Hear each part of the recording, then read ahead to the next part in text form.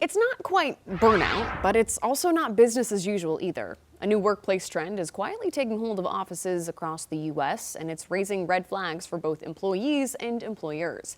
It's called quiet cracking, and experts say it's a subtle sign that something deeper might be wrong at work. Want to bring Queen City News Chief Business Correspondent Taylor Young. Taylor, we've talked about quiet quitting on the show before. What is quiet cracking? Yeah, so I think the biggest difference here is quiet quitting, which really took off in 2023 as like a buzzword. Right.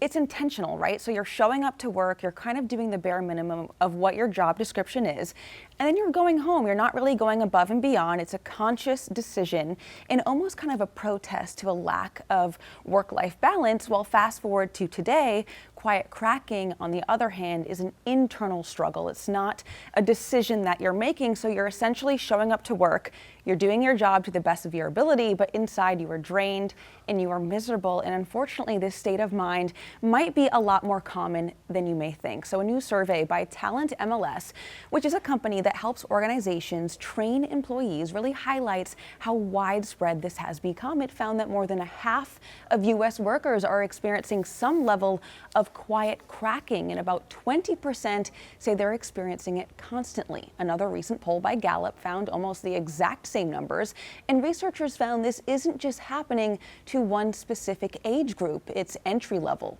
mid-level, to even top executives. So these are people that are essentially meeting all of their deadlines, staying productive, but are mentally checked out and kind of dying inside, to put it quite frankly. So, and the reason why experts say that this is so alarming is because it's really invisible and hard to detect on the surface. Why are we doing everything so quietly? Everything is quiet quitting and is quiet cracking. I mean, it feels like with so many people speaking or feeling this way, speaking up about it, talking more about it with health professionals, with coworkers, it feels like that would have to be part of this. Yeah, and I think a lot of it too comes down to people not even realizing that they're feeling this. They're kind of just going through the motions, and it's really not one size fits all for why this is happening, but the overall kind of biggest response in this survey to why people are feeling this way really comes down to a lack of job security. So that's whether it's being anxiety over layoffs or being replaced by AI. So you could imagine if you have the majority of the workforce kind of clocking into work every day,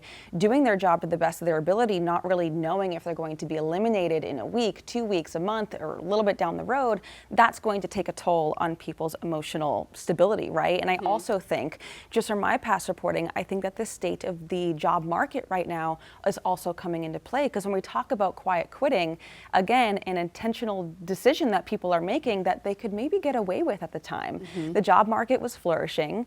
They, came to this conclusion that they weren't happy with their work-life balance. Let's just pull back a little bit. But when you are in a tough job market, you can't really afford to do that, especially if you're already afraid of losing your job. So a lot of people are feeling quite stuck. And again, this almost half of the American workforce is feeling a little bit of this. It's a lot of pressure to carry around all the time. What are some of the long-term impacts that researchers are looking at? Yeah, so quiet cracking can only be endured for so long. So, while unlike quiet quitting, it's not really impacting your performance, eventually that feeling of being drained is going to catch up to you. Experts say that could be maybe bringing less new ideas to the table, or calling out sick more often, or taking more PTO, not going the extra mile at work, which of course is all eventually going to impact kind of your productivity at the end of the day. As for a fix, that's also tricky, because again, this isn't just happening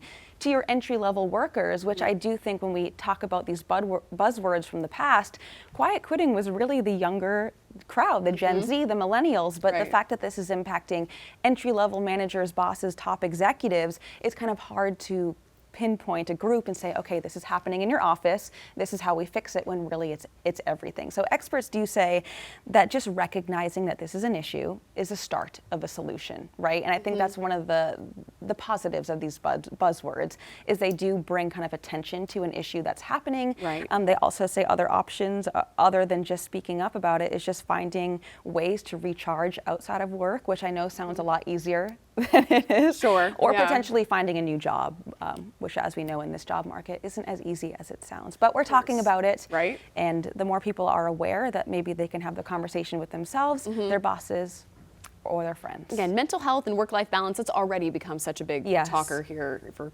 corporate America. So possibly, again, a little more conversation, a little Yeah. more action. Absolutely. Taylor, thank you very much. Queen City News Plus. Just search Queen City News on your smart TV's app store.